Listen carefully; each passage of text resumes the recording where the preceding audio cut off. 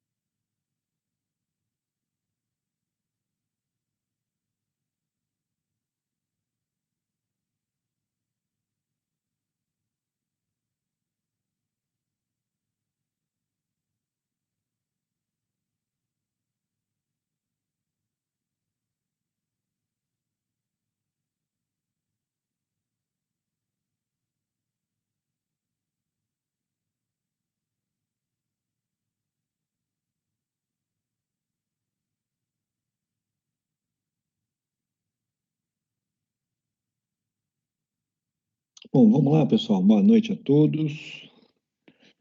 Temos algum DDS hoje?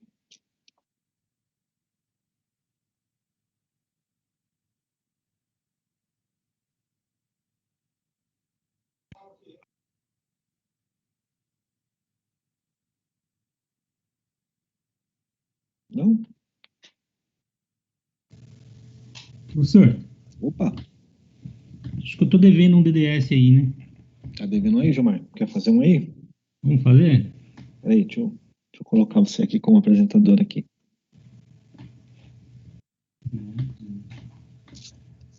Prontinho, Gilmar. Na hora que estiver pronto, pode mandar bala.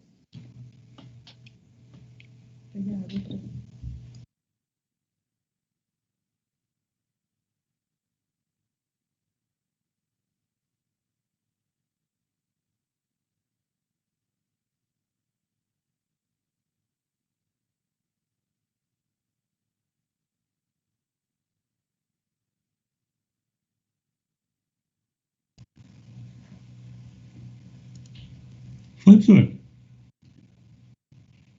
Ainda não. Ainda não? Não, não.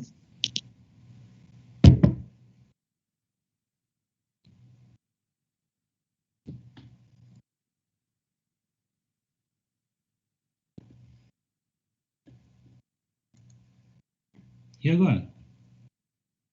Nada ainda.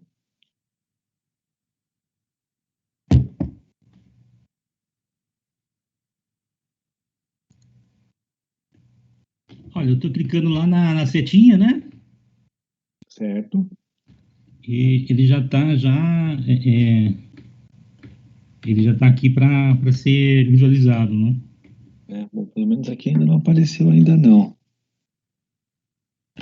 Ele desfaz e faz novamente qualquer coisa, Gilmar? Porque às vezes ele dá uns probleminha, né?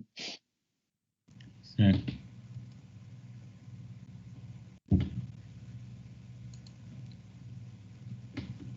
Ainda não? Ainda não.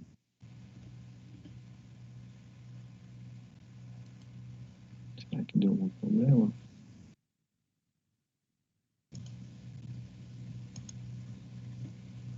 Vocês estão vendo aí, pessoal? Ou também não? Também não, né?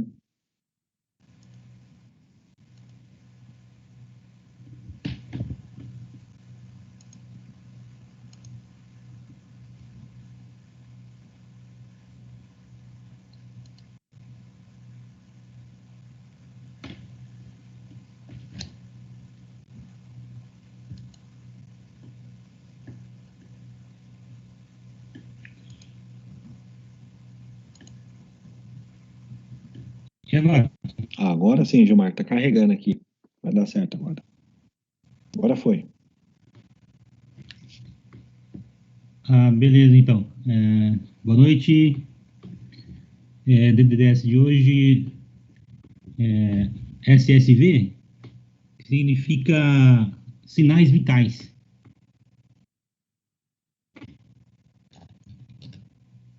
Bom, os sinais vitais têm uma linguagem própria.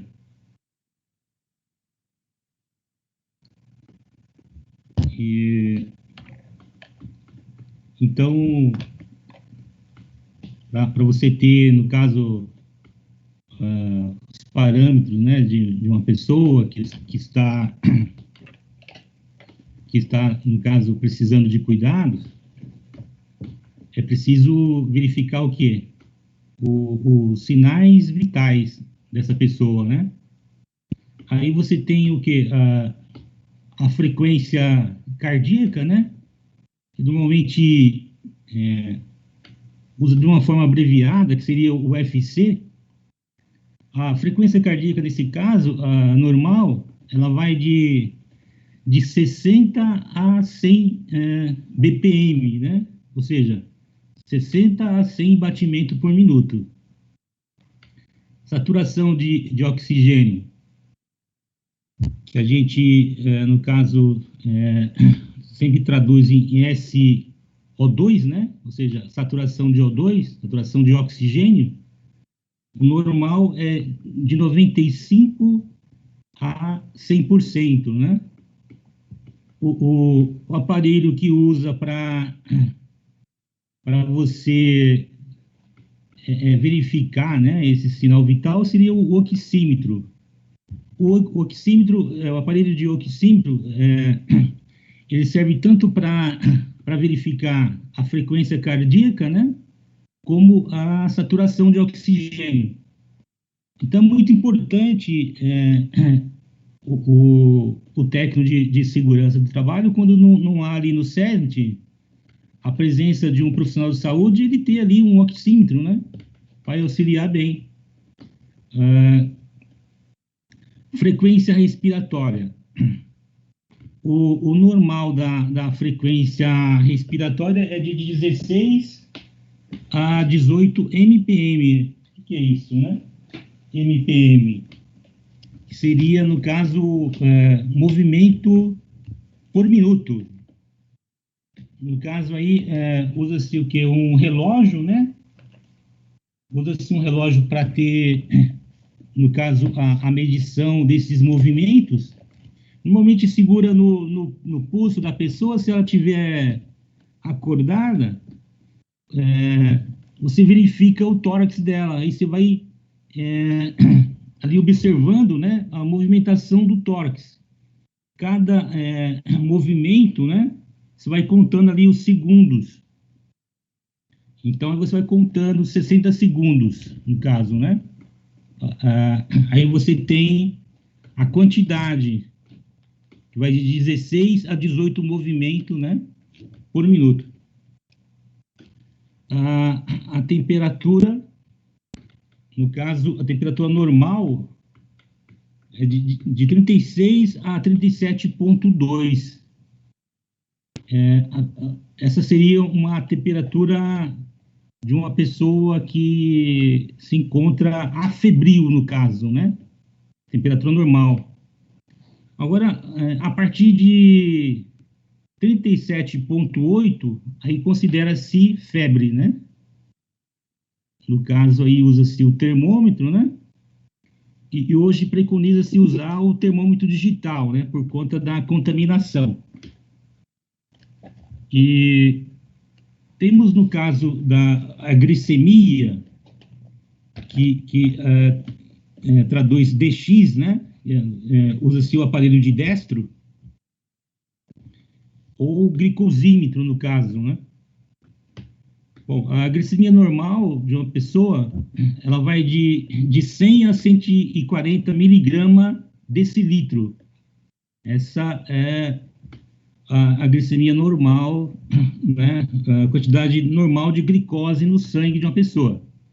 Então, menor que 70 miligramas, considera-se hipoglicemia, né? A palavra mesmo diz, hipo, né? Baixa glicemia. Então, abaixo de 70 significa que ela está com um déficit de açúcar no sangue. Ou seja, ela está propensa a ter um mal-estar, a ter um desmaio, né?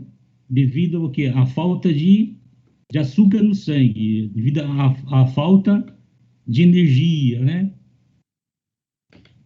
Hiperglicemia é o oposto, né? Porque hiper, né? Acima, né? Então, acima de 150 considera-se hiperglicemia. O aparelho usado, como já foi dito, é um glicosímetro, né? Ou aparelho de Destro. Aí temos aí alguns parâmetros, né? Que vale a pena falar. Que uma pessoa que está com menos 20 de miligrama, né? Ou seja, menor que 20 miligramas de açúcar no sangue, menor que 20 miligramas decilitro, essa pessoa, ela está ali correndo risco de vida, né? Porque a quantidade de açúcar no sangue é insuficiente para ela ter energia, né? Para a subsistência de vida. Então, ela tem que receber cuidados, assim, de forma muito rápida, né? Em caso de emergência aí, no caso, né? E quando você mede com glicosímetro e dá esse parâmetro de LO, significa que ela está abaixo de 20 miligramas. Ou seja, a condição clínica dela é bem preocupante. E já acima de 500 miligramas, o aparelho glicosímetro, ele mostra lá HI. Então, abaixo de 20 ele mostra LO e acima de 500 ele mostra HI, que também é muito preocupante, porque nesse caso, a quantidade de açúcar no sangue dela é muito grande. Então, no caso, por exemplo, de acima de 500, ela vai precisar de quê? Ela vai precisar de receber a insulina regular, que é aquela de efeito rápido, né? E no caso de menos 20 miligramas desse litro, no caso do LO, ela vai precisar do quê? Ela vai precisar de receber glicose, né? Ela tem que receber glicose na veia. Tem que funcionar um acesso venoso, calibroso, e receber de imediato a glicose na veia. Acontece muito com pessoas que entram em coma alcoólico, né? E temos o caso da pressão arterial, né? Que é a PA. Então, uma pressão arterial normal vai de 90 por 60, né? A 140 por 90, ou seja, de 9 por 6 a 14 por 9 é uma pressão arterial normal.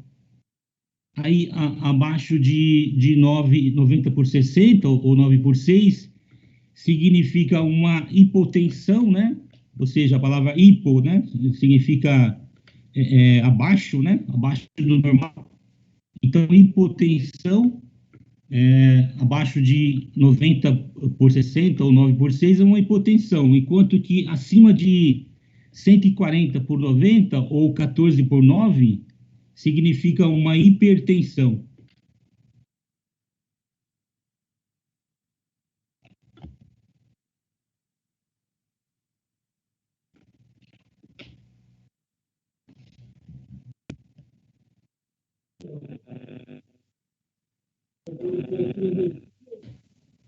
Bom, hipotensão é quando o corpo apresenta pressão arterial abaixo do ideal, fazendo com que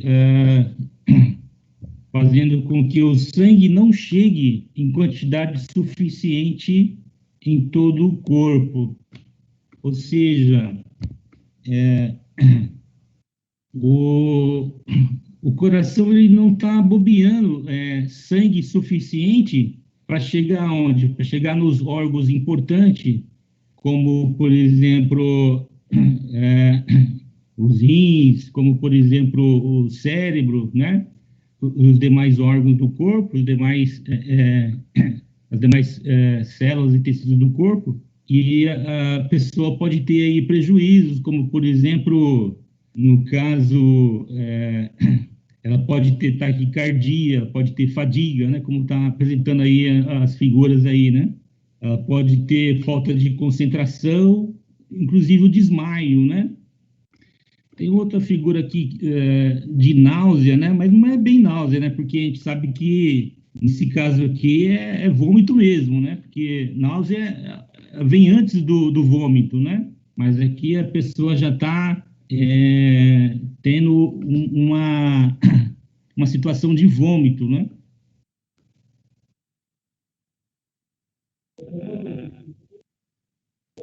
Bom, a característica da hipotensão significa, como já foi dito, né, que a pessoa está com a pressão arterial inferior a 9 por 6, né?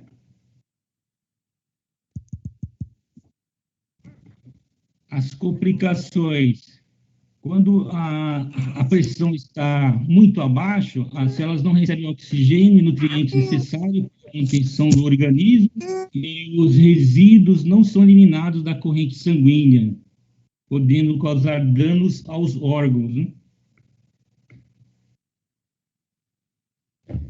Aí temos os fatores de risco: calor, desidratação, bebida alcoólica, problemas cardíacos, problemas endócrinos, reações alérgicas graves, anafilaxia, permanecer deitado ou sentado por muito tempo. Então, repare que no caso da hipotensão, ela acontece justamente quando, por exemplo, há um calor excessivo, né? E aí o que acontece?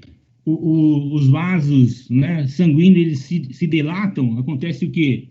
A vasodilatação dos vasos, e aí a pressão arterial ela cai, né? Enquanto que, por exemplo, no caso da hipertensão é o contrário. Esse período de frio, por exemplo, as pessoas têm mais tendência a ter hipertensão, né? Ou seja, ter mais assim, tendência a ter pressão alta. Por quê? Porque há uma vasoconstrição, né? Então, no frio, há uma vasoconstrição, né, dos vasos e tende a aumentar a pressão arterial, enquanto que no calor há uma vasodilatação, né? E a pessoa tende a ter a pressão baixa, né? A hipotensão. Então, no caso, por exemplo, do trabalhador que vai trabalhar, por exemplo, no frigorífico, ele está exposto por exemplo, ao risco de hipertensão, enquanto que o trabalhador que vai trabalhar, por exemplo, num lugar quente, como uma caldeiraria, por exemplo, ele ele está exposto, né, ao calor, e a tendência é ele ter o que ali? Uma hipotensão. Então, é muito importante, no caso aí, esse trabalhador, ele está com o ASO em dia, né, saber realmente se ele tem hipotensão ou hipertensão, né? Dependendo aí do caso, seria importante que mudasse o setor desse trabalhador, né? Aqui está falando da temperatura alta, né? A temperatura alta causa uma dilatação dos vasos sanguíneos, que já foi dito, que faz os níveis de pressão caírem, né? No caso aqui, a figura aqui, a pessoa exposta, né, ao calor solar, né? Ela pode ter, sim, uma hipotensão, né? Uma pressão baixa, devido à vasodilatação dos vasos, assim como o trabalhador da cabeleireira,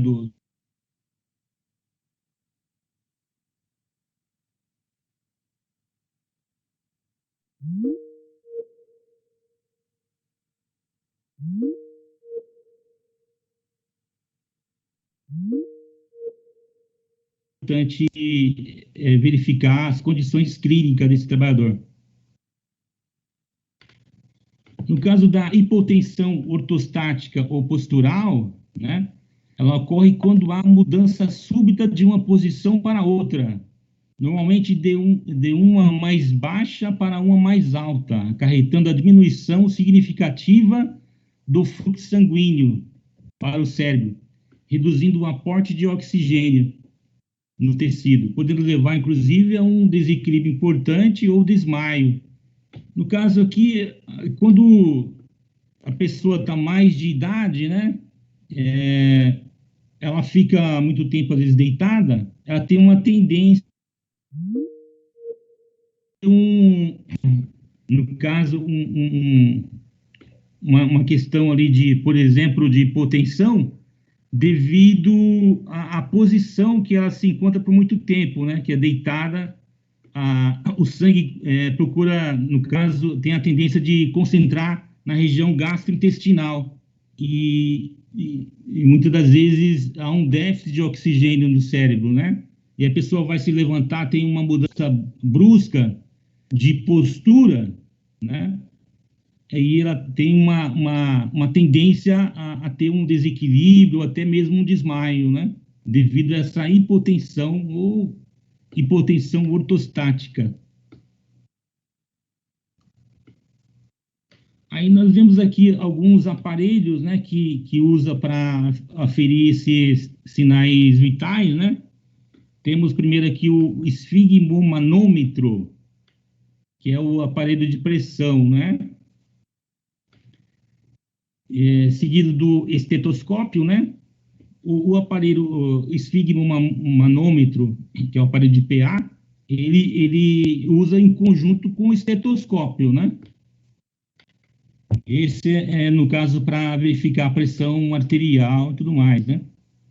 Enquanto que o oxímetro seria para verificação da saturação de oxigênio e da frequência cardíaca. E o termômetro digital, no caso, para a temperatura corporal, né?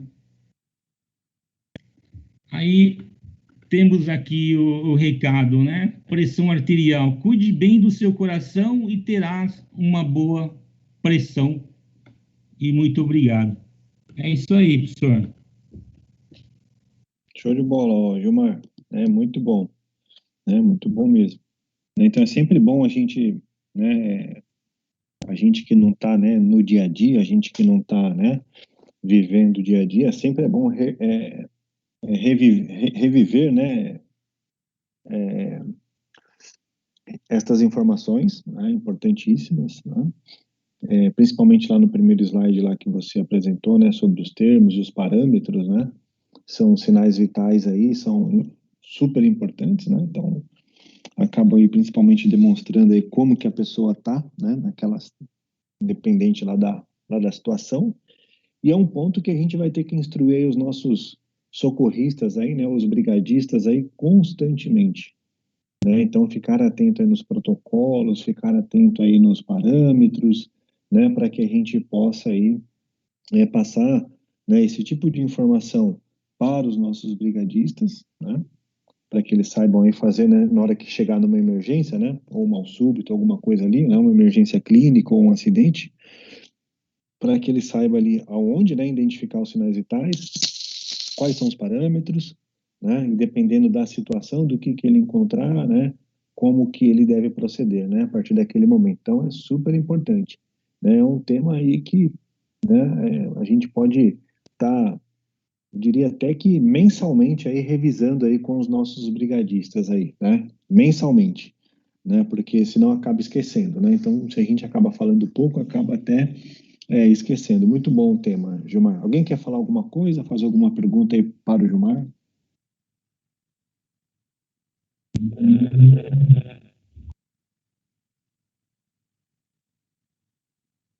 Acho que o Luiz tentou falar alguma coisa, mas não deu muito certo não, Luiz. Só saiu o chiado aqui, viu?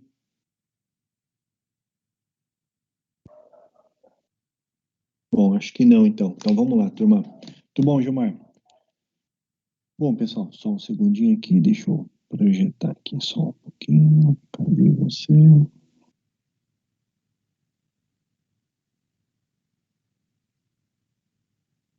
Aqui.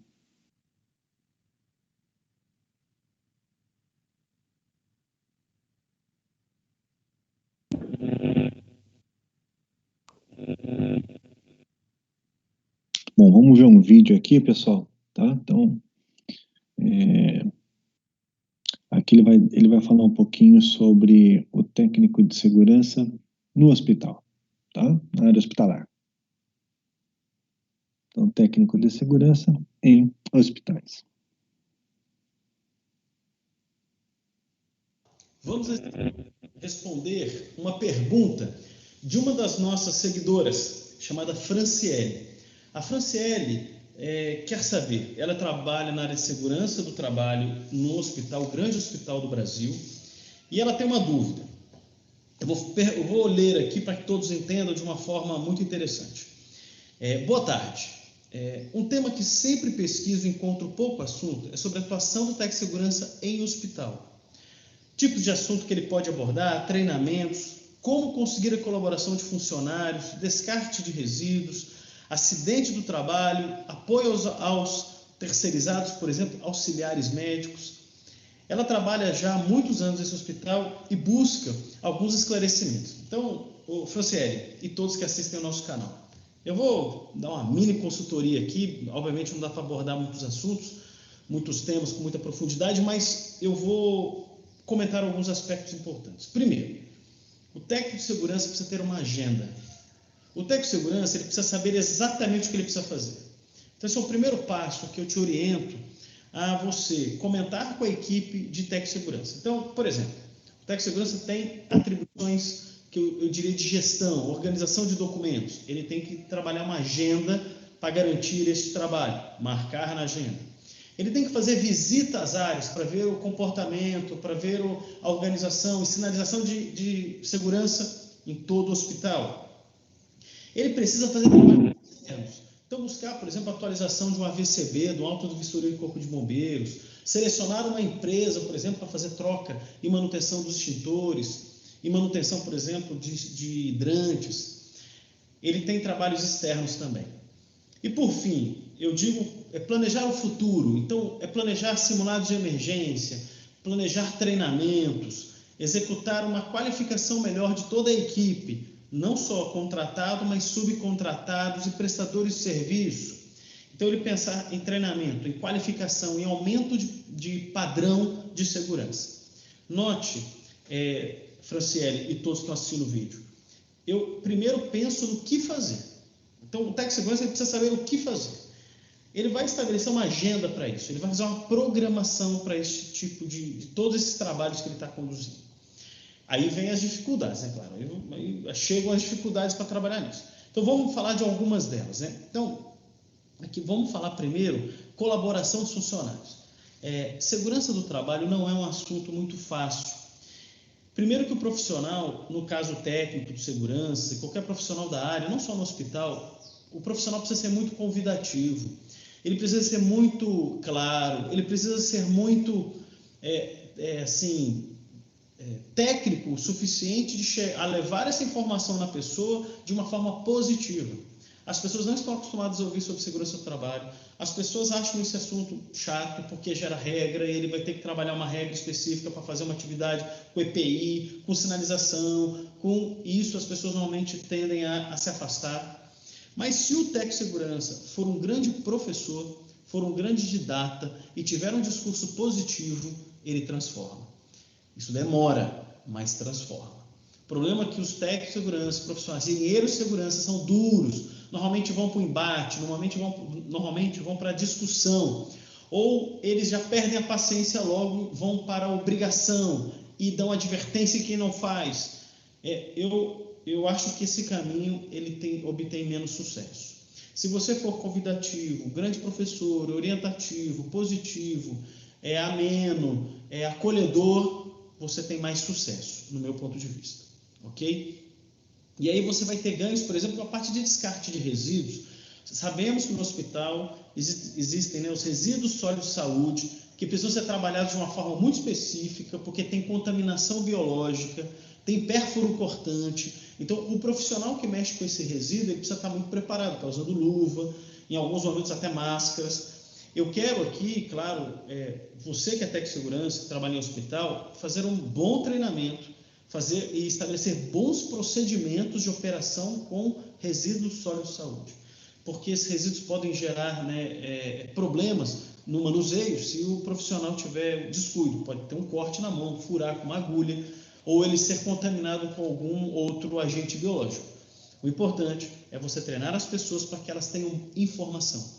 Mas faça um bom treinamento, não faz aquele treinamento duro, com slides com 3.000 coisas escritas. Façam treinamentos andragógicos, positivos, convidando as pessoas a trabalhar com o tema. Tá? Acidente do trabalho. Pessoal, sobre acidente do trabalho, o acidente do trabalho também ocorre em hospitais, principalmente relacionados a esses aspectos de pérfuro cortante, contaminações. Eu quero aqui também queda e vários outros tipos de assuntos e temas de acidente que a gente poderia tratar, mas o que é importante é uma boa investigação. O que é uma boa investigação? Porque o acidente ocorreu, a gente tem que fazer de tudo para que ele não ocorra outra vez. Então vamos analisar, vamos fazer uma investigação técnica e muito profissional sobre esse tema. A investigação tem que ter gestores, a equipe de segurança, o acidentado e, se puder convidar o pessoal da CIPA, que é uma equipe mais técnica, que ela é mais provocativa, é importante. E nesta discussão, você achar efetivamente a raiz do problema. O que eu vejo na maioria das empresas são as análises e investigações de acidentes e incidentes frágeis, fracas, mal feitas. E isso faz com que o evento volte a ocorrer. Então, para que se reuniu? Então, deixo aqui para você essa provocação. Façam boas investigações de acidentes, que vocês vão evitar que os eventos ocorram. Mas isso exige energia, organização, uma boa reunião, o envolvimento das pessoas naquele contexto, que aí você vai ter um futuro protegido, eu digo. Outro aspecto aqui, sobre os auxiliares aos médicos. Eu entendo a sua preocupação aqui, Franciele. Esses profissionais não fazem parte daquele hospital. Ele é um anestesista que vem acompanhar o médico numa cirurgia, por exemplo, e ele não conhece o hospital, as regras de segurança do hospital. Então, eu vou dar uma recomendação para você. Primeira coisa, e para qualquer hospital que esteja assistindo esse vídeo, você precisa ter um protocolo bem estabelecido. E esse protocolo é informado e ministrado e oferecido a todos os médicos do hospital, falando, olha, todo profissional que vai trabalhar aqui dentro, que vai executar uma atividade aqui, precisa ter conhecimento deste documento. E o hospital pode também, antes de iniciar qualquer procedimento e que tenha estes profissionais auxiliares, que se faça, quando fizer o cadastro desse profissional, que possivelmente você faz o cadastro dele no hospital, ele assina esta folha de conhecimento sobre os procedimentos de segurança do hospital.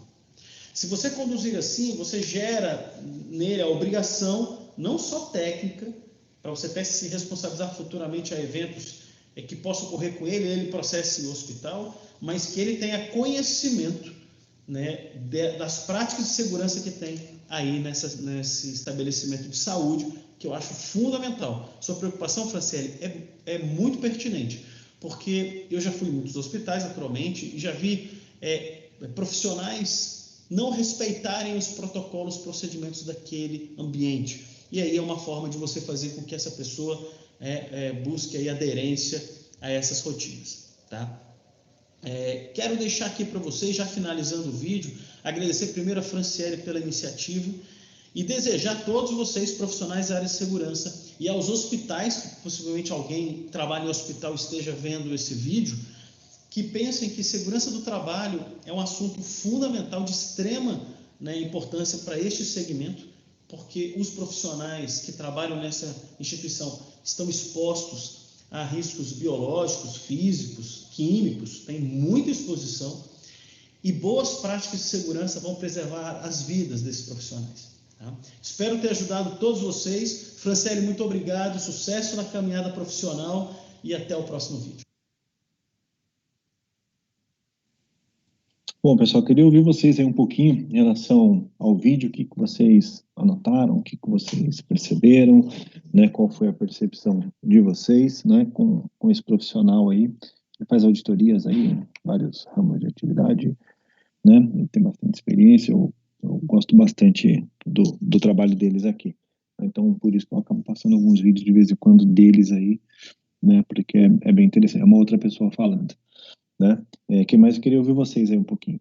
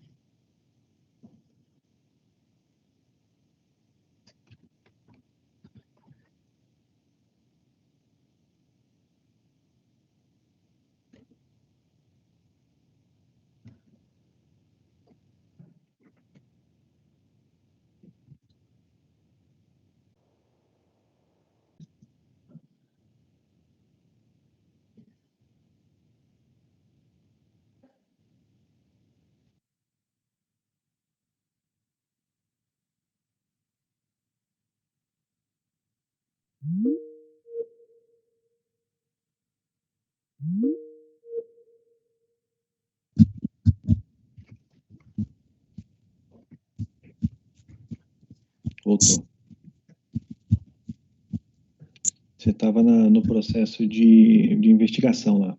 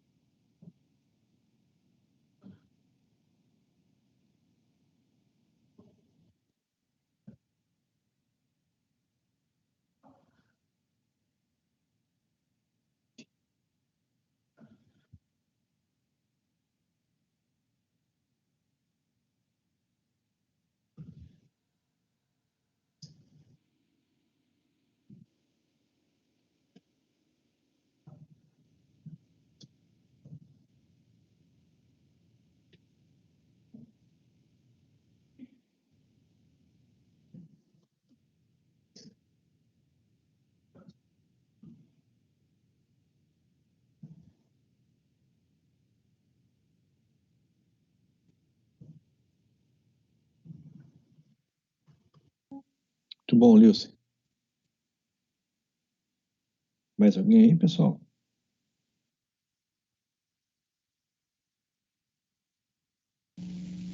eu achei interessante, professor, a questão que o rapaz trouxe atenção de da gente não bater de frente, não perder a paciência, né? Da gente motivar, no caso, os funcionários em relação a treinamentos, porque aí fica até mais fácil, né, para eles colaborarem com a segurança, né, no ambiente de trabalho. Legal, Raquel, muito bom, né? Esse é um ponto importante. A gente vai comentar um pouquinho sobre esses pontos aí que você e o Lilson falou aqui pra gente. Legal. Mais alguém aí, pessoal?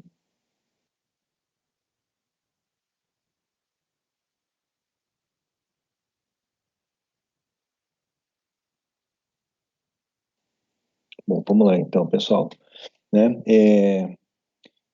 Vocês perceberam aí, né? É uma coisa que eu sempre falo com vocês, né?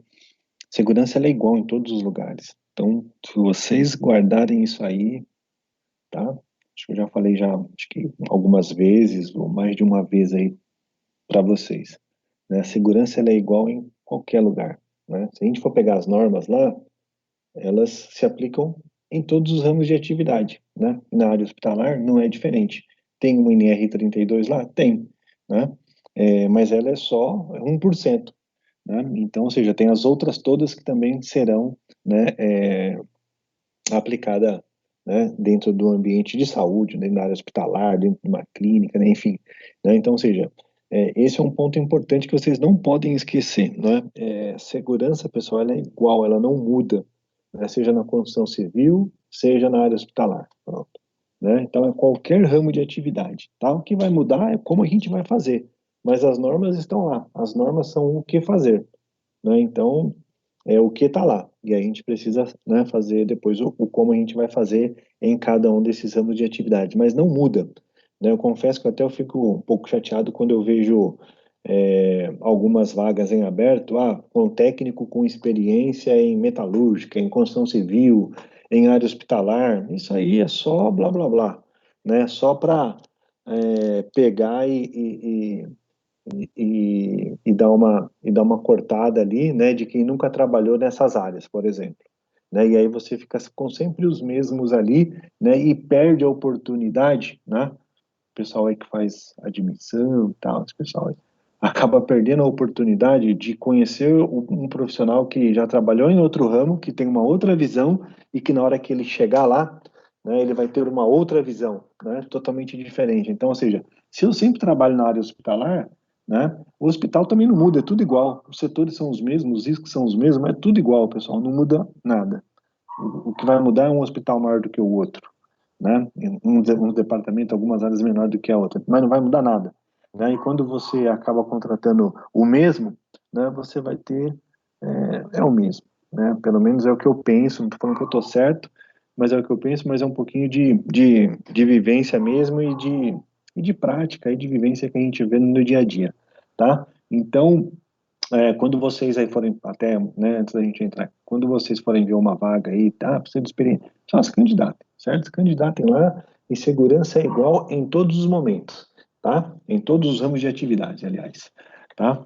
Ponto importante aí que ele comentou, né, ele começou a falar, né, sobre o que fazer. Então, isso é fato, né? Então, a gente precisa realmente aí, puxa, o que eu vou fazer? Seja em qualquer ramo de atividade, né? Perceberam? Então, ou seja, o que eu vou fazer na construção civil, na metalúrgica, na farmacêutica, na de alimentos, na hospitalar, seja o ramo que for, né? Numa empresa de uma instituição financeira, né? Então, ou seja, né, o que fazer, certo? O que eu preciso fazer? Então, mais uma vez aí ele destaca o quê? O plano. Precisa ter um plano do que você vai fazer, né? Detalhado, com as descrições, o tempo que você vai fazer, quando você vai fazer. Então, isso é o básico. Se você não tem isso, você vai fazer, sim, ó, muitas coisas durante o dia, mas são coisas aí que muitas vezes, né, às vezes naquele momento não era o foco, às vezes naquele momento não era necessário, né? E aí você acaba perdendo a oportunidade de entregar bons resultados aí em segurança quando você está um pouco melhor planejado, tá? Então, percebam aí que, né, ele fala de ter um plano, de ter uma agenda, do que você vai fazer, né? E aí até, poxa, se você está chegando numa área nova, num ramo de atividade novo que você não conhece, qual que é a dica? poxa, vá lá, né? Vai conhecer todas as áreas, né? Vai fazer a sua, não vou nem dizer inspeção, né? Vou dizer observação detalhada, minuciosa, né? Se possível até tirando fotos, se possível até fazendo algum videozinho, né? A gente tem os recursos, hoje todo mundo tem celular. Então, ou seja, né, vão realmente conhecer a área, né? Depois que você conheceu, né, você já viu algumas coisas, e é lógico, não vai simplesmente andar. Você vai conhecer as áreas, você vai conversar com as pessoas, você vai perguntar quais são os equipamentos que tem ali, se ali já teve acidente, né? Qual é o risco maior que, né, as pessoas enxergam ali naquela área. Então, ou seja, quando a gente fala em observação, em conhecer, em inspeção, pessoal, é isso, né? Olhar assim as condições, condição é a coisa mais fácil de olhar, né? É a coisa mais simples e a gente acaba ficando bom nisso, mas isso não é tudo, né? Então você tem que olhar as atividades que as pessoas estão fazendo, né, no ambiente, perguntar, interagir, né, se ele já teve acidente, quais são os maquinários que tem ali, né? Qual o maior risco, né? Quais são os equipamentos que ela usa. Então, ou seja, é conhecer, né? É você observar tudo isso e conhecer. Depois que você fez tudo isso, vai lá e faça o seu plano é, de ação, né? Vai lá e faça o seu plano aí, né? Do que você vai fazer, né? Então, isso aí já vai ajudar demais vocês, né? Vai ajudar demais vocês aí para realmente fazer tudo isso, né? E o hospital, gente, além do risco biológico, né? Tem todos os demais riscos. Eu estou falando hospital, mas hospital, clínicas, laboratórios, tá? Né? Tudo é envolvido a área da saúde. Né? Clínicas veterinárias hoje, né? Então tem bastante aí também, então tem campo lá para nós também, né? Então, ou seja, além do risco biológico, né, predominante, né, a área hospitalar ela é uma grande indústria, né? Então, ou seja, lá você vai ter reforma, você vai ter ampliação, você vai ter demolição, né? Lá você vai ter que receber terceiros contratados que irão fazer outras atividades. Existem manutenção elétrica, mecânica, pneumática, hidráulica, né? Chegada de gases, né? Então, ou seja, tudo isso, né? Então é uma grande empresa, né? Então, quando a gente olha, né? Quando você, né? O Gilmar pode até falar um pouquinho aí depois, se quiser, Gilmar, né? Então, as pessoas que não conhecem os bastidores, né, acaba indo lá para um hospital, para uma clínica, para um laboratório e vê, né, aquilo tudo bonitinho, legalzinho, mas por detrás daquilo, né, tem um monte de gente trabalhando para manter aquilo, né, em boas condições de segurança, né? Então, ou seja, né, tem toda uma outra indústria ali envolvendo elétrica, mecânica, pneumática, construção civil, né, trabalho em altura, confinado, içamento. Então, por detrás do que a gente olha, né, nos bastidores, vamos dizer assim, tem tudo isso acontecendo, tá? Só que a gente não vê, né? A gente não vê porque a gente está onde a gente pode ir, né? Onde o acesso é permitido, tá? Então, esse é um ponto. Tá? Então, não é só o risco biológico, por isso que eu, né, falei lá no começo, né, quando você vê aí algumas vagas com alguns pontos, né, principalmente para a nossa área, que tem experiência na área hospitalar, que tem experiência na indústria de não sei do que, tá? Então, os riscos são iguais em todos os lugares, tá? E aí, pessoal, um ponto, então, o que fazer, certo? Ter essa agenda, ter essa observação, certo? Conhecer a área, né?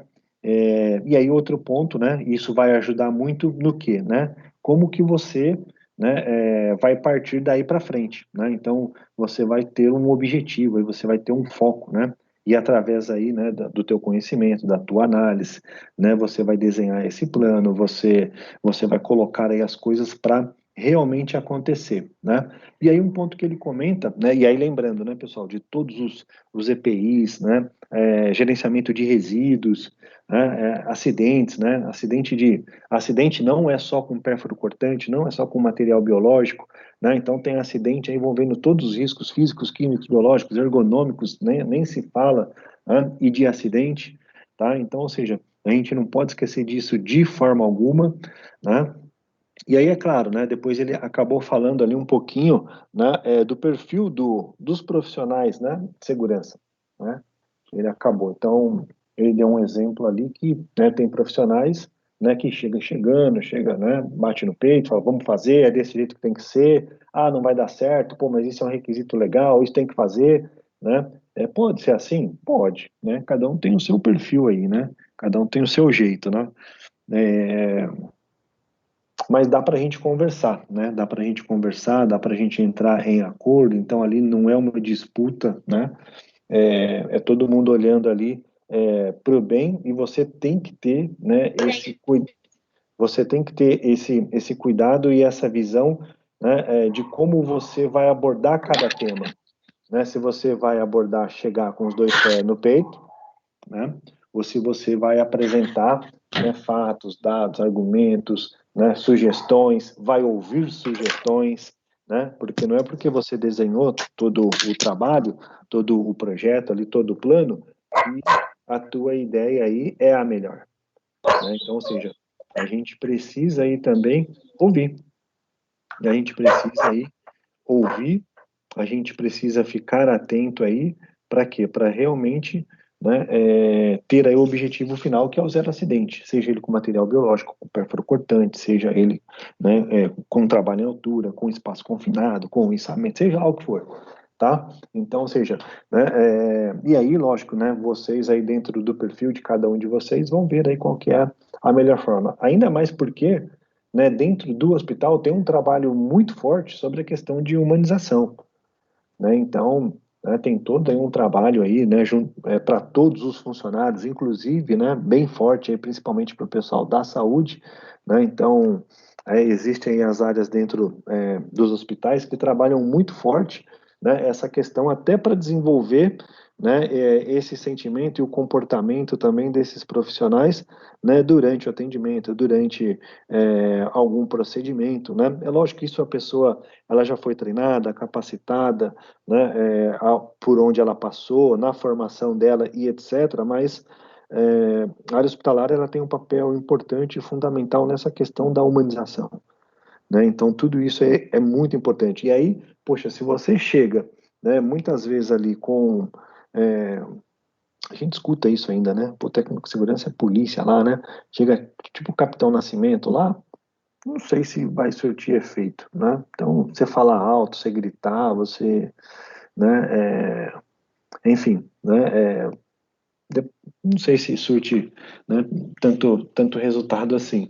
né? Então, ou seja, é ponto aí para a gente avaliar. Então, as coisas elas são conversadas, elas são combinadas, né, através de trabalho, de serviços que são prestados, né, com todo o plano, com o objetivo final, né? Então, vocês devem pensar muito nisso, né? Então, segurança tem que ser estratégico, pessoal, né? Segurança tem que ser estratégico. Então, tem muita gente que tem pouca informação de segurança, né? Tem gente ainda que não vê segurança com bons olhos, e se a gente, de repente, você chega com os dois pés no peito, né, você vai receber também os outros dois, né? E pode ser que você caia e não levante mais, né? Então, ou seja, a gente precisa simplesmente fazer o nosso trabalho e fazer o trabalho bem feito e apresentar fatos, argumentos, dados, né? Por que a gente tem que fazer, qual que é o objetivo, né? Fazendo isso, qual que é o impacto que isso vai trazer. Isso não só na área hospitalar, tá, pessoal? Em todo ambiente, tá? Então, é um ponto aí que vocês precisam aí pensar. E aí, quando a gente voltando aqui para a área, né, na área hospitalar, por exemplo, né, então, existem muitos protocolos, né, já pré-estabelecidos. E aí o hospital, né, o hospital ele tem um grupo de funcionários que é contratado pelo próprio, né, que é, por exemplo, a pessoa física, né, e tem muitos profissionais que são pessoas jurídicas, né, principalmente os médicos, tá? Então, ou seja, o médico ele foi contratado lá, tal, etc, e aí acaba passando por né, então imagine vocês médicos, né, você tem uma empresa, ou você é contratado lá, né, não como pessoa física, tá? Você tem um contrato, né, e aí é um trabalho forte aí para, né, apresentar todos os protocolos que o hospital tem para esse público, né, para esse público aí que tem esse tipo de contratação, né, porque ele precisa conhecer ali todos os protocolos, procedimentos de segurança, né, da onde ele está chegando, tá? Então precisa ter. Tem hospitais aí que, né, acabam fazendo integrações, procedimentos, mesmo sendo esses profissionais, né? E tem hospital que não tem nada disso, não. Né? Então, o cara chegou, ele vai lá para o consultório dele, ele vai lá para a área de atendimento e lá fica, certo? E aí acaba aí, né? Lógico que ele está fazendo lá a atividade dele e tal, e etc., mas se acontece alguma situação de emergência ou algum outro protocolo que precisa ser aplicado, né, lógico que ele vai perguntar, mas talvez demore muito mais tempo aí para depois resolver, tá? Então é um ponto importante. E a dica fundamental para quem for trabalhar na área hospitalar, né, tem um departamento lá chamado CCIH, que é o né, ou SCIH, enfim, tá? Que é o setor aí ou controle de infecção hospitalar. Todo hospital tem. Né, todo hospital tem, as clínicas têm, se não tem, tem um responsável, né, tem as pessoas aí responsáveis aí para isso, geralmente, e aí é como se fosse o SESMIT, né, e aí nessa equipe tem o médico infectologista, tem o enfermeiro infectologista, tem a equipe, né, e a gente trabalha muito junto, né, muito próximo, tá, então, ou seja, é importante que vocês conheçam os protocolos de segurança, né, que esse departamento desenvolve, né? Esse departamento ele desenvolve, ele treina, ele capacita, é ele que faz todo o procedimento e padrão, por exemplo, de desinfecção. Imagine o Covid agora, né? Então, poxa, é uma situação nova, né? E aí aconteceu, o mundo todo, chegou aqui no Brasil, né? O hospital, né? Imagine, saiu um paciente, entrou outro, né? Tem um protocolo de desinfecção, né? E esse protocolo, quem elabora, quem desenvolve, quem treina as pessoas é esse setor chamado, né, CCH ou SCH, dependendo de onde vai estar aí, tá? E aí, ou seja, né, é importante que a gente conheça esses protocolos, esses procedimentos e até mesmo, né, estreitar mesmo ali o relacionamento com essa área, né, e falar para todos os treinamentos que vocês forem fazer aí, né, com a área da saúde, com a área da limpeza e etc., porque são eles que são responsáveis, né, por vários protocolos, tá, inserir o SESMIT. Né? Então, ou seja, inserir vocês ali, porque a gente pode até colocar itens ali de segurança, né, no próprio protocolo, no próprio treinamento, etc. E vice-versa. Tá? Então, já trabalhei na área hospitalar, né, então a gente fazia muito treinamento, né, trabalhando na hospitalar na área de segurança, né, então, ou seja, todos os treinamentos, procedimentos que eram criados, né, então tinha uma enfermeira lá que era a enfermeira-chefe desse setor, né, passava para ela todos os procedimentos, todos os protocolos antes da aprovação. Né? Então, ou seja, dá uma olhada aí, vê o que você acha, vê se tem, vê se está certo, se está errado, se tem algum ponto que a gente precisa inserir ou retirar, né? E é assim que funciona, pessoal. Né? Isso em qualquer lugar, né? Estou dando a gente como a aula aqui é de, né, gestão de saúde, então é isso. Né? Então, ou seja, né, a gente tem esse departamento, tem esse setor, que esse setor aí, tá? Ele é fundamental aí para quem trabalha, né, na área de segurança do trabalho dentro da área hospitalar, tá? Tem que andar de mãos dadas aí com o pessoal dessa área e vice-versa, tá? Então, uma troca aí de conhecimento, de informação muito boa, tá? Então, tem coisas que, né, eles são especialistas, eles vão desenvolver tudo isso, e tem coisa que a gente é especialista e a gente vai desenvolver outros itens, outras coisas ali, tá? Então, toda a questão de biossegurança, né, é totalmente aí, né, junto com o CCH, né, junto com o CCH, junto com essa área, junto com segurança, né, porque faz todo o sentido, tá? Então, um pouquinho aí, né, do que esse vídeo aí ele trouxe aí para nós. Quer falar alguma coisa, Gilmar? Oi, professor. De fato, o SCCH é importante mesmo. Eu vejo assim que tem mais afinidade quando o responsável lá, infectologista, é enfermeiro ou enfermeira, e quando é médico, parece que há um distanciamento maior, né? Porque a classe médica, ela, muitas vezes, ela quer, muitas vezes, se sobrepor, né? E, às vezes, tem a questão, por exemplo, da arrogância e tudo mais, né? E quando é enfermeiro que está à frente, eu percebo que funciona melhor. No caso, por exemplo, do risco aí que o professor falou, né, biológico, né, pérfuro cortante, é muito importante também, professor, o papel do serviço de limpeza, né, e higienização, porque sem o trabalho desse pessoal, não funciona, por exemplo, o atendimento, né, os cuidados de atendimento, não funciona, por exemplo, a questão do acolhimento, ou, no caso, as condições de trabalho ficam ruins, né? Enfim, fica impossível trabalhar se não tiver a presença do pessoal, né, do serviço de limpeza e higienização. E esse pessoal, eles correm um risco muito grande, professor, porque muitas das vezes a empresa de limpeza e higienização ela é contratada, mas só que não recebe um treinamento adequado, né, professor? E aí simplesmente joga esse pessoal lá e fala que eles têm que fazer a limpeza e às vezes não fornece nem EPIs adequados, né?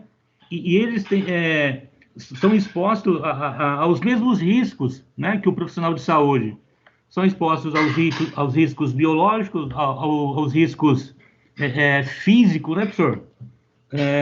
Enfim, são expostos a todos os riscos, inclusive na hora, por exemplo, da coleta dos resíduos, por exemplo, vai pegar, por exemplo, um resíduo de infectante, por exemplo, né, que é aquela lixeira da cor branca, né, professor? O saco leitoso branco, que tem aquele símbolo lá, que é mó estranho, né, que parece uma coisa assim de chifre, né, professor? Parece que são 4 chifres, né? Que demonstra realmente o perigo mesmo, que é uma coisa que tem que temer mesmo, né, professor? E aí, muitas das vezes, aquele profissional de limpeza vai recolher aquele resíduo e muitas das vezes ele se acidenta furando a mão, por exemplo, numa agulha que teve o descarte inadequado, porque às vezes o profissional de saúde, na correria, ou porque às vezes ele está cansado, trabalha em 2 empregos, em vez de desprezar a agulha, por exemplo, na caixa de pérfuro cortante, despreza no lixo infectante. Aí o profissional de limpeza vai lá e ele espeta ali o dedo, né, a mão, enfim, se acidenta, né? E por quê? Porque muitas vezes, coitado, não teve o treinamento adequado e teve também a responsabilidade do profissional de saúde, né?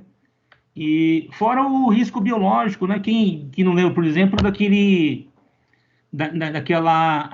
ocorrido que teve, por exemplo, em Osasco, acho que coisa de 4, 5 anos atrás, que mataram, acho que em torno de 4 ou 5 pessoas e foram levados lá para o pronto-socorro do Imperial e a sala de emergência virou um rio de sangue, professor. Imagina, os profissionais trabalhando em meio a todo aquele sangue.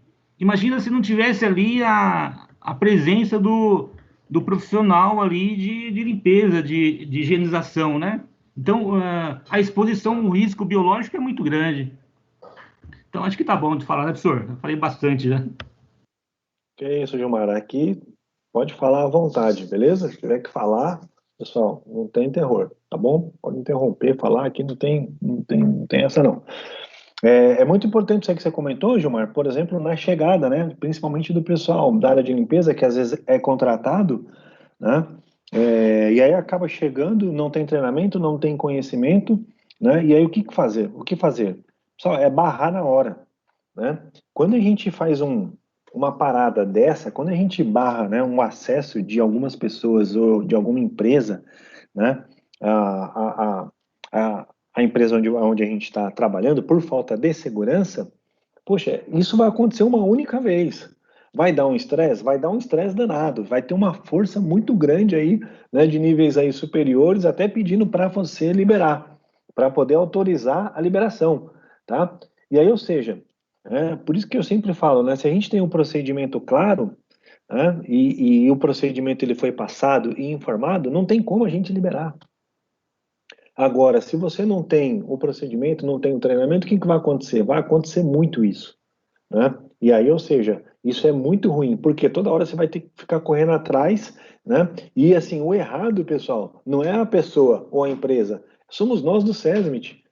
A gente não planejou isso, a gente não contou com isso. você não procedimentou isso, você não comunicou todas as pessoas que contratam, né, que admitem, né, e aí, ou seja, e aí na hora que chega lá um profissional para fazer ou parte de alguma outra equipe, de algum outro grupo, ou para fazer um trabalho específico, ele vai entrar, né, ele vai chegar lá, tá? E aí vocês vão fazer uma série lá de perguntas, tal, e etc., e a pessoa vai entrar, e entrou, e aí a gente acaba tendo uma vulnerabilidade aí gigantesca sobre acidente, né? E a falha é nossa, pessoal, tá? A falha é nossa. Então, ou seja, a gente precisa aí, né, fechar essas arestas aí, né? Então, se a gente tem essa vulnerabilidade, poxa, como que eu fecho? Com procedimento, com treinamento, identifica as pessoas que são responsáveis, né, por fazer contratações, por fazer admissões, né? Cria um plano de integração para funcionário, um plano de integração para contratados, tá? Somos nós que vamos fazer isso. E a partir do momento que a gente não tem isso, pessoal, poxa, né, vira a casa da mãe Joana, né? Vira a casa da mãe Joana, todo mundo chega, todo mundo sai, né? Não tem um cuidado, não tem um olhar ali mais cuidadoso, tá? E aí é um risco gigante. E se acontecer acidente, pior ainda, né? E quando a gente fala da área hospitalar, então, um acidente com material biológico pérfuro cortante aí, com material contaminado, nem se fala, né? Então aumenta demais o risco. É isso mesmo, Gilmar. Então, pessoal, tem muita coisa que está o quê? Tá na nossa mão, né? Tá na nossa mão, né? Então, ou seja, se a gente não começa, né? Então, vamos lá, vou voltar lá no vídeo. O que fazer? Lá no começo, lá acho que o cara falou isso, né? Poxa, o que eu preciso fazer? O que eu vou fazer? Então, você levantou todas as possibilidades aí, a gente não tem integração para terceiros, a gente não tem integração para novos, né? É só integração só de terceiro? Terceiro ele vai ter que vir com EPI, vai ter que entregar PPRA, PCMSO, né? Vai ter que entregar todos os EPIs, ficha de EPIs, comprovante de treinamento. Somos nós que vamos criar todos esses, né, alinhamentos dentro do procedimento e vamos informar a organização com quem a gente trabalha. Ó, para as contratações de agora em diante, é isso aqui. Então não adianta aí, né, contratou lá a empresa X, e aí chegou lá o pessoal lá da empresa X. Opa, peraí. Chegou, você já deveria estar sabendo, né? Se não chegou, já complicou. Mesmo que, né, no contrato, né, estava escrito todos esses itens aqui que eu acabei de falar, né? Se chegou, né, pessoas de outras empresas e você não está sabendo, né, já tem aí um ponto aí importante. Então, pessoal, é bastante trabalho. É a gente realmente fechar os pontos aí para poder evitar com que acidente aconteça, tá? Então tem um trabalho aí muito forte aí, né, nosso aí para poder fechar todos esses campos aí. Senão as pessoas vão entrar e sair, tá, sem nenhum tipo de controle, o controle muito fraco, mínimo, tá? E se der acidente aí vai complicar.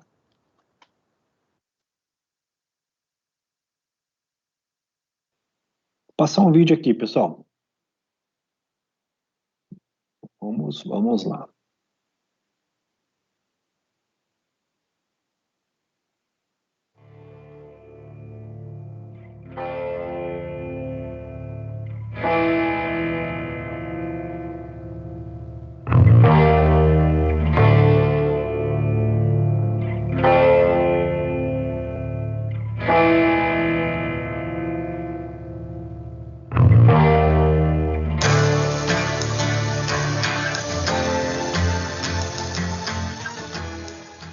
Meu nome é Leolê Nascimento Ramos, eu trabalho na higienização há quase 5 anos e eu trabalho nos setores da farmácia, CAF e laboratório. E há um mês atrás eu tive esse acidente, perfurei meu dedo com agulha, que estava perdido no chão, primeira vez. Em 5 anos? 5 anos. E você tem colegas que já passaram por isso? Já, bastante. Eu senti o furo, né? Quando me furei, eu me assustei. Eu fiquei assustada e eu já saí, eu falei, meu Deus, me furei. E como que a sua família reagiu ao acidente? Ficaram assustados, me pediram para fazer os exames, né? Aí deu negativo, não deu nada.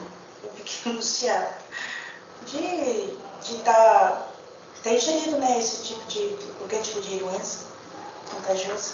Eu acho assim que as pessoas podiam ter um pouquinho mais de atenção na hora de descartar a agulha nos seus devidos lugares, certo? Não descartar. Okay. Eu acho que para as minhas colegas de trabalho, eu diria para elas tomarem mais cuidado e usar os IPIs. As técnicas que usam, fazer coletagem, fazer esse tipo de usuário de agulhas, para que descarte no lugar certo, para que a gente não possa passar por isso novamente. Eu sou técnico de armagem, meu nome é Edson Zolino Frete, eu estou aqui desde 2010. Foi durante o tempo que eu fazia o procedimento de medicação. Tinha 3 pacientes que tinham enoxaparina, né? Então, subcutânea, e teve uma daquelas que não recolheu a molinha, não puxou a agulha para dentro.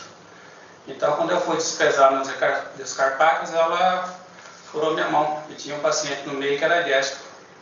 Aí eu não sabia de qual que era aquela agulha, né, que me furou, não sabia qual paciente que era. Isso faz um ano, foi em julho do ano passado. Aí a gente fica desesperado, né, porque você não sabe o que pode acontecer. Comuniquei com o enfermeiro, né, aí já encaminhou para passar para tirar sangue, passar pelo médico. É um procedimento normal, né, rotina. Eu tomei remédio um mês, aquele coquetel de diarreia, de beta-estado, afastamento, aquele só doador de sangue, né. Agora, doar sangue é um ano depois, só para doar sangue, pelo menos me falaram, né. Questão do coquetel humano.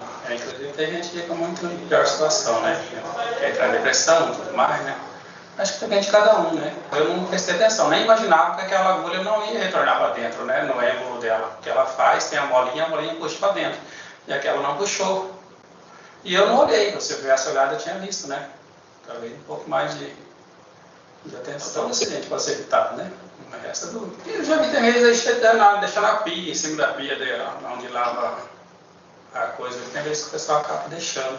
Então, para as pessoas terem mais cuidado, no caso, quando vai fazer medicação, quando vai desprezar o lugar que coloca, né? Pra tentar mais, né? Para não se contaminar, para não ter problema de estar pegando atestado ou adquirindo uma doença grave sem necessidade. O meu acidente foi aproximadamente uns 5 anos. Eu fiquei bem tranquila na hora do acidente, porque eu estava utilizando os EPIs, então eu sofri um acidente, e pensei, a primeira coisa foi, vou me encaminhar para o SOSH para poder fazer o protocolo de acidente de trabalho. Mas como eu conheci o paciente, estava com os EPIs, fiquei tranquila, desci, fui fazer os exames, expliquei para o paciente que tinha acontecido um acidente, que eu ia precisar colher os exames dele, colhi os exames dele e fui até o médico do trabalho para poder fazer o protocolo e colher os meus exames. Daí o médico me chamou para consulta e veio o resultado positivo, com uma sorologia positiva do paciente fonte. Eu já conhecia o paciente, mas a equipe de enfermagem não sabia que o paciente tinha a sorologia positiva, ele tinha hepatite C. Na hora que o médico me contou o resultado, me falou o resultado, eu desestabilizei, fiquei nervosa, comecei a chorar, fiquei desesperada, comecei a pensar 1000 coisas, mesmo sabendo que a exposição era pequena, que eu estava usando os EPIs, que isso favorece, né, diminui o risco de exposição, mas na hora eu fiquei pensando que eu tinha me contaminado, e que impacto isso ia ser na minha vida. Como a hepatite C é uma doença que não tem nenhuma medicação preventiva, né, nenhum protocolo de medicação, no caso do acidente, o tratamento seria fazer o acompanhamento durante 1 ano de consultas, né? Então, toda vez que tinha os retornos, era aquela tensão, aquela ansiedade, porque eu ficava na expectativa dos resultados dos exames. Então, durante esse prazo todo, durante esse tempo todo, era aquela aflição, aquela angústia, porque em todo retorno tinha que coletar exames e ficar esperando para ver se tinha tido alguma diferença nos exames, né? Que, graças a Deus, não teve nada. E você tem que expor isso para sua família, você tem que expor isso no seu ambiente de trabalho. Todo mundo que trabalhava comigo ficou sabendo do acidente, porque eu também, né, estava no meio do plantão. E todo mundo sofre junto com você, porque todo mundo fica preocupado, todo mundo entende o risco que a gente corre lidando com o paciente. Todo mundo conhecia o paciente e ninguém sabia da sorologia positiva dele. Gerou uma angústia, sim, eu fiquei bem assustada. O maior impacto foi na hora de receber o resultado positivo, na hora que o médico me falou que o paciente era hepatite C. Eu fiquei, na hora, tinha certeza que eu tinha me contaminado, fiquei muito preocupada. Mas depois, como eu fui fazendo acompanhamento e segui, né, em todos os retornos, daí a carga de ansiedade foi diminuindo, foi melhorando. Os acidentes perfurocortantes no hospital continuam sendo um grave problema de risco para os trabalhadores de saúde. As principais doenças que podem ser contraídas através desses acidentes são as doenças causadas por vírus. A gente acaba esquecendo da hepatite B, porque é uma doença que nós recebemos vacina desde o nascimento, mas acabamos não controlando essa vacina. E é ela a doença que tem maior chance de ser contraída através de um acidente. Então, é muito importante nós acompanharmos essa vacinação, se ela está efetiva, se precisa de um reforço. As demais doenças, apesar da chance ser menor, como a hepatite C e HIV, elas são mais difíceis de evitar. Uma vez que não há vacina, outra que para a hepatite C não há nada que possamos fazer no momento daquela contaminação, a gente tem que aguardar.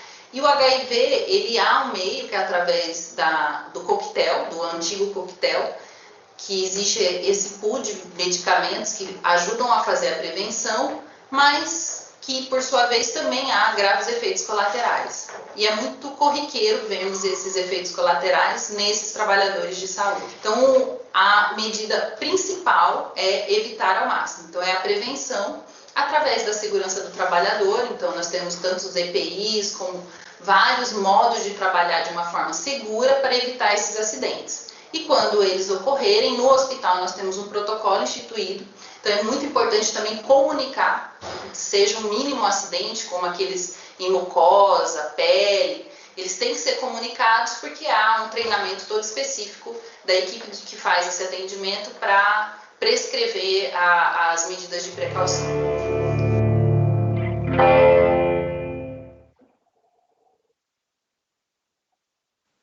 Bom, pessoal, queria ouvir um pouquinho vocês aí novamente, né, sobre o tema.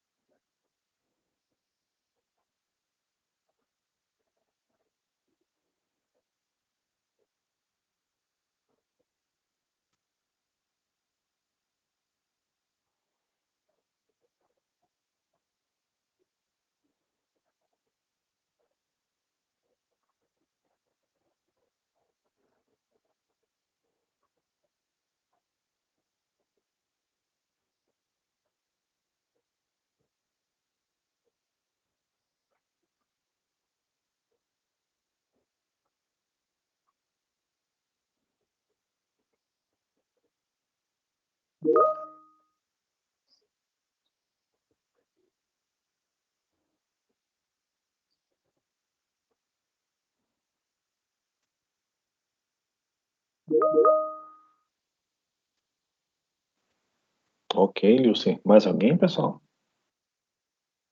O Fernando colocou aqui, o Fernando, é muito importante dentro da questão hospitalar, todos, né, sempre ficarem em cima desses descartes todos os dias. Vanessa, nós que estamos fora desse contexto não temos noção do que acontece, mas o vídeo ajudou a dar uma noção sobre estas exposições. Mais alguém, pessoal?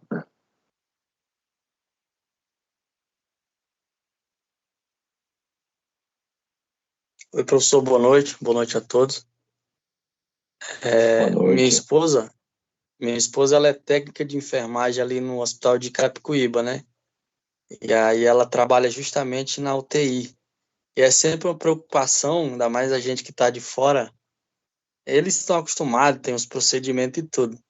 Mas eu fico naquela preocupação porque, assim, às vezes um descuido, conforme a gente viu aí, às vezes uma falta de atenção pode vir a ocorrer o pior, né? E aí eu fico sempre no pé dela. Falei, ó, tome cuidado e tal. Mas é assim mesmo. É isso aí, Eliezer, né?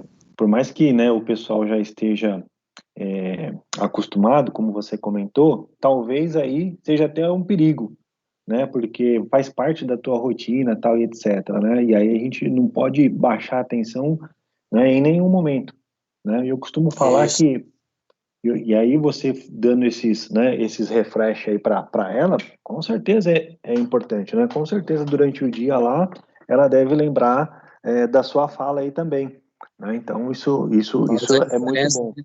Faz, lógico que faz, né? Com certeza. E eu costumo falar que para quem trabalha na área hospitalar, né, você cuida de você, né? Você tem, né, que garantir a sua segurança, e você garantindo a sua segurança, automaticamente você está garantindo também a segurança das demais pessoas. Então, uma segurança individual e coletiva ao mesmo tempo, né? Porque, poxa, se você despreza, né, faz aí o descarte, seja de qualquer item lá da área hospitalar, né, no local adequado, certo, né, estando com os equipamentos, tal e etc., você não vai se acidentar e você vai evitar com que pessoas que possam ter um contato direto ou indireto com aqueles outros materiais, objetos, né, também, né, não se envolva em acidente, né? E um ponto importante, né, pessoal, né, viram aí a preocupação, né? Imagine você se acidentar, seja com material biológico ou pérfuro cortante, né, que aí vai ter o biológico lá, não é a questão não é o corte, né, é o biológico que está lá, né? Então, ou seja, imaginem só, né, você se acidentar com um material desse, né, e você não tem a fonte ou não sabe, ou como, né, a enfermeira comentou, que foram fazer aí né, os exames, as análises, muda a vida da pessoa, né? E aí, durante um longo período aí, ela tem que informar a família, tem que informar os seus familiares, né? Se você é casado ou casado, você tem que informar, né, o seu marido ou a sua esposa, né, sobre o acidente que aconteceu, porque é uma questão bastante complicada. E o psicológico, né? O mental. Então, imagine, né, a pessoa, por mais que ela tenha aí, né, por mais que ela tenha aí total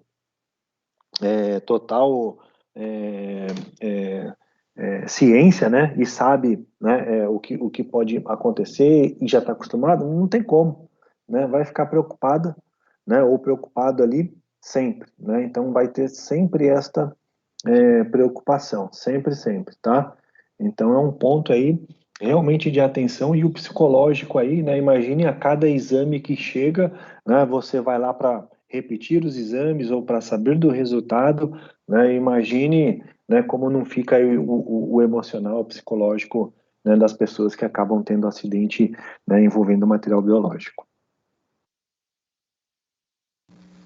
E também, professor, a questão da autoconfiança, né? Fora que o vídeo trouxe atenção também da gente ter uma atenção redobrada na questão de onde colocar, como colocar, né? Que nem uma das médicas falou lá, ela estava tranquila porque ela conhecia o paciente, ela estava com o uso de EPI, mas no final das contas o exame acabou dando positivo lá que o paciente tinha uma doença contagiosa, né?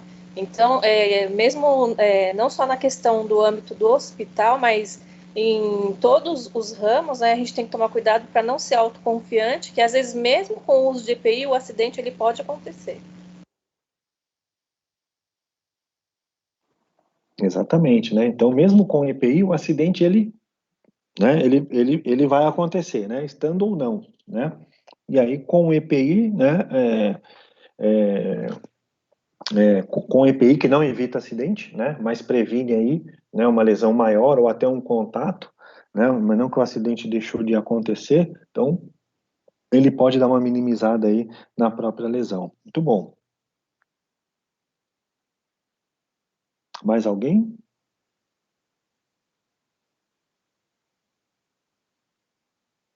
Não? Então vamos para o próximo.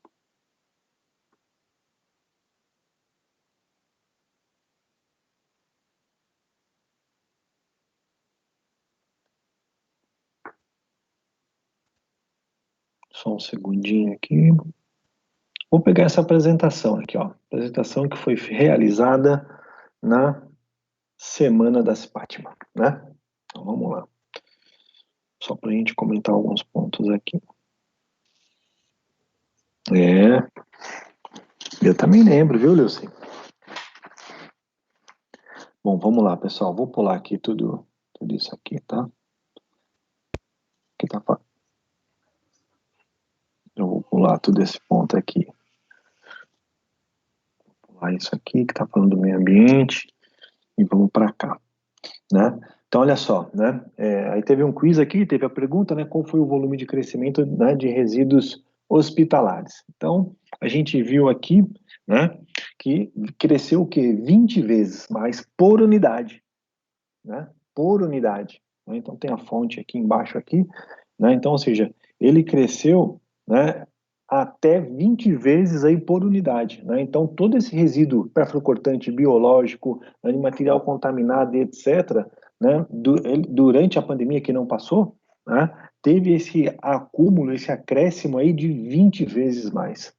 E aí, poxa, as unidades não estavam preparadas para tudo isso, né? Então, também imagine, o crescimento, né, desse volume de resíduo, né, isso demonstra o quanto a atividade, né, dos profissionais da saúde foi e está sendo intensa durante esse período, né? Então, isso demonstra, né, como está sendo intensa aí, né, a atividade, o trabalho, o dia a dia, e isso aumenta a chance, né, de acidente, né, porque você também tinha, né, você também tinha uma carga ali, né, horária, você também tinha, né, um número X de pacientes que você, né, acompanhava, agora você tem um número maior, né, as condições, né, então tem gente que está no corredor hospitalizado, tem gente que está na fila, tem gente que está aguardando, esperando, né, uma vaga, né, e os profissionais da área da saúde estão fazendo o atendimento seja onde for, né, seja lá na ambulância, seja no SAMU, seja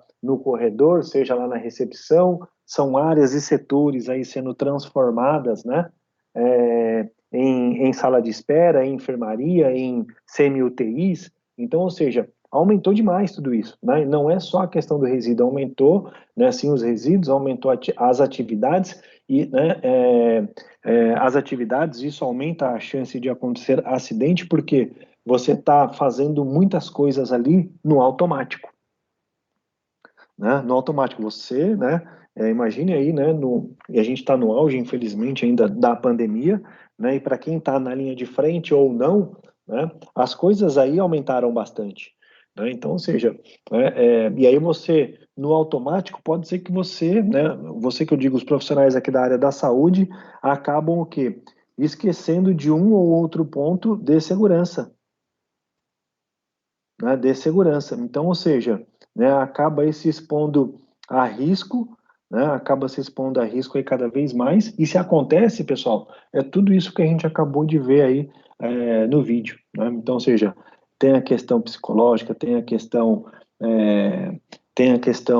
da contaminação, né, tem a questão do acompanhamento, que ele é constante, tem, né, os antivirais aí que precisa ser administrados, né, para quem acaba se contaminando durante 30 dias, né, então, ou seja, não é fácil, né, então precisa de todo o acompanhamento, né, então o risco acaba aumentando aqui, né, de forma, né, é toda uma cadeia, né, é tudo, né, uma cadeia, então, ou seja, quando a gente fala desse tipo de resíduo também, né, tem esse tipo de resíduo nas residências, nas casas, né? Então, quem tem alguém aí que está com algum problema de saúde, né, pode ser que a pessoa tenha seringa em casa, agulha, né, luvas, né, máscaras, enfim, outros, né, equipamentos e materiais, né, da área da saúde em casa para fazer o acompanhamento, o tratamento, né, da pessoa que mesmo estando em casa, mas ela tem aí produz aí também pode produzir aí todo esse tipo de resíduo. Então aumenta em casa, aumenta lá na ambulância, né, aumenta nas unidades, aumenta nos hospitais, então, ou seja, é toda, né, uma cadeia aí também, tá? E aí acho que vale a pena a gente dar uma revista, a gente rever esse videozinho aqui, né, que fala justamente sobre a RDC lá da Anvisa, né, sobre os riscos, né, do hospital num modo geral, né, eu acho que vale a pena ver, tá? Ele tem o som, se não tiver o som me avisem aí, pessoal.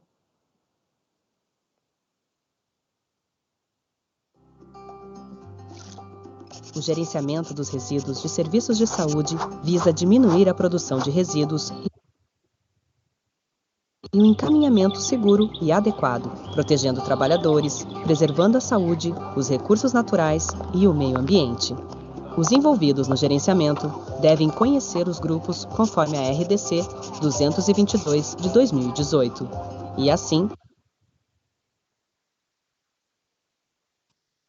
Opa, peraí que saiu aqui, pessoal. Deixa eu colocar de novo aqui. Deu um...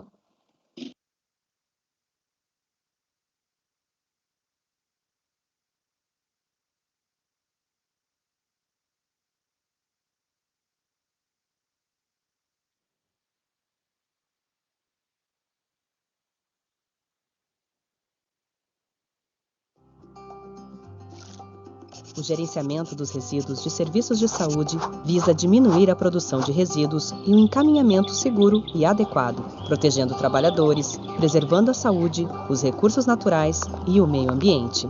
Os envolvidos no gerenciamento devem conhecer os grupos conforme a RDC 222 de 2018 e, assim, fazer a segregação correta, minimizando os riscos que envolvem a coleta, o tratamento e a disposição final dos rejeitos.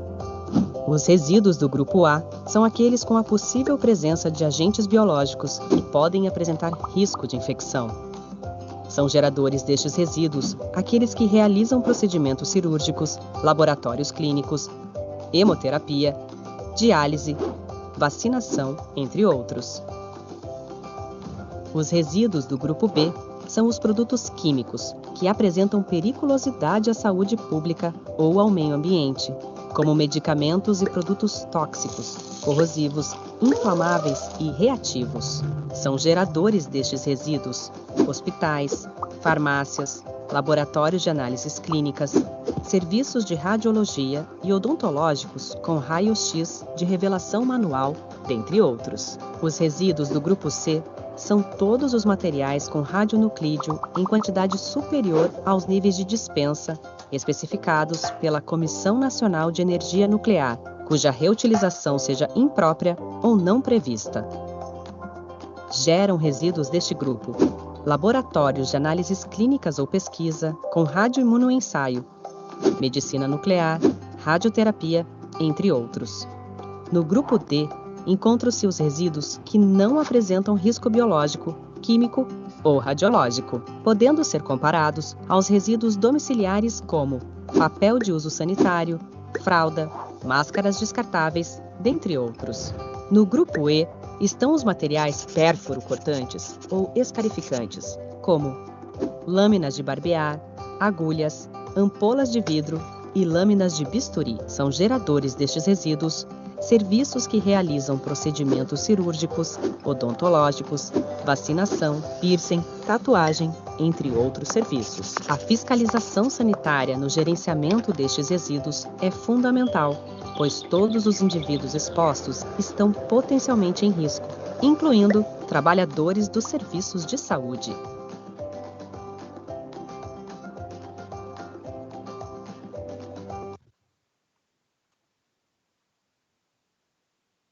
Bom, é um vídeo aí bastante, né, educativo, bem interessante, né, mostra, dá uma travada aqui, ele mostra exatamente, né, como é, então ajuda bastante, né, o audiovisual, né, enfim, uma produção bem interessante.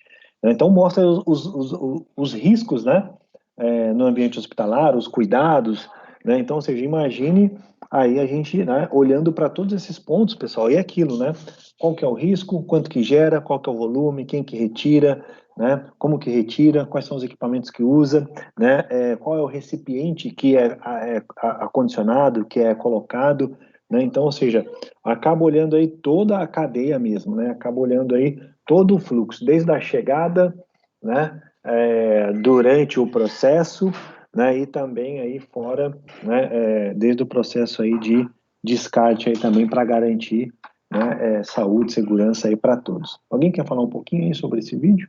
Sobre o tema? Professor, eu tenho um amigo meu que ele é coletor e ele estudou comigo e ele estava pegando o lixo das casas e tinha uma mulher que jogava seringa todo, entrou na mão dele, ele teve que fazer um monte de exame, tudo, tomando, acho que foi 30 dias tomando aquele coquetel de HIV.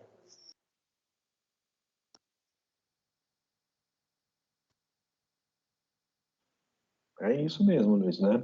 Então, puxa, se contaminou com material, não dá para saber do que é, né? Entra com esse, quando você vai ao médico, vai entrar com um coquetel aí durante 30 dias e o monitoramento aí durante de 3 a 6 meses aí, né? Até um ano depois vai se passando.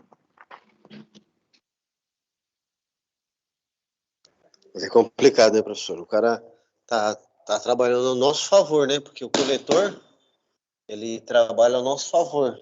Ele limpa nossas bagunças. Nós simplesmente saca. As pessoas que têm menos valor, pessoas que chamam de lixeiro, não tem nada a ver. São coletores, eles coletam a nossa sujeira. E ainda não tem um cuidado, certo? É cortar uma garrafa, colocar copos e vidros quando se quebram. E ninguém tem a coragem de fazer isso. É muito complicado. Né? Ó, só para a gente ver aqui, eu vou passar esses pontos aqui, depois a gente volta neles aqui. Né? Olha aí, né? Então são os novos resíduos aí que a gente viu, né? Então, lamentável, bem triste as cenas. Lamentável essas cenas aqui, mas quero mostrar isso aqui, ó. Né? Esse ponto aqui, né? Um pouquinho do que o Luiz comentou, né? Então, ou seja, então o que podemos fazer? Reciclar em tempo de coronavírus? Podemos reciclar? Podemos, né? E aí tem que seguir alguns cuidados aí. Então, ou seja, o material, né? Material infectado, material contaminado, né? O material perfluorocortante, etc. Não vou descartar junto com os resíduos recicláveis, né? Porque, né, o resíduo está contaminado e vai ter problema, né? Uma outra boa prática que tem aqui, né? Nesse saco preto aqui com essa fita verde aqui. Então foi em uma prefeitura, né, que eles né, fizeram todo o trabalho de educação ambiental, né, todo o trabalho de educação ambiental com a população, e caso a população tivesse, né, resíduos, né, do Covid, resíduos contaminados, né, que fizesse esse tipo de padronização. Então, ou seja, os coletores, na hora que fossem retirar o resíduo, na hora que ele bater o olho que tem uma fita verde, ele já sabe, né, que ali tem um resíduo contaminado, né? E aí uma outra, né, duas boas ideias aqui, né, duas boas práticas aqui, foi justamente, né, esses dois exemplos aqui. Então, olha só que, né, super interessante como dá para a gente aí informar e ajudar o próximo aí de uma maneira bem simples, né, informando. Então, olha o cuidado, né, com que essas duas pessoas aí tiveram com o próximo, né? Então, olá, bom dia, senhor Gari, testei positivo ao exame Covid-19, isolei meu lixo com todo cuidado para evitar a sua contaminação. Que Deus abençoe. Não, que Deus abençoe, isso mesmo, né? E cuide de vocês, né? Se cuidem, né? Então, ou seja, sensacional, né? Quando a gente olha a outra aqui também, né, um pouco mais simplesinho, mas bem direto. Cuidado, tem até um desenho ali, né, um alerta ali, né, lixo possivelmente contaminado. Poxa, então dá para a gente fazer diferente, né? Então, né, você não precisa ter muito recurso para poder informar, para poder evitar aí, ó, olha só, né, um acidente, né, com material contaminado, com material biológico, material percortante, né, entre outros. Certo, pessoal? Uma travada aqui. Estou parando aqui.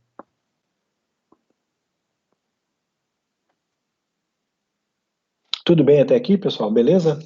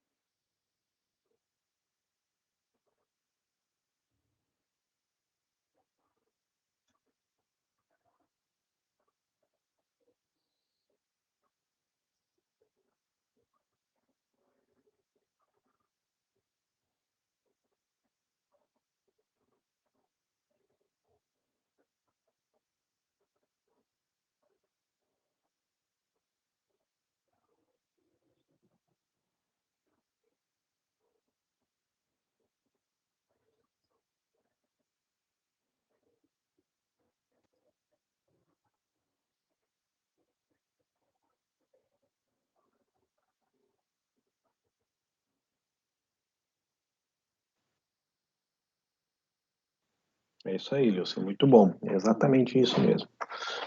Bom, então, turma, ok, então, fechado, né? A gente fecha por aqui, tá? E semana que vem aí tem mais aí. Se cuidem durante o final de semana. Uma boa noite aí para todos. Obrigada, professor. Boa noite. Boa noite, turma. Boa noite.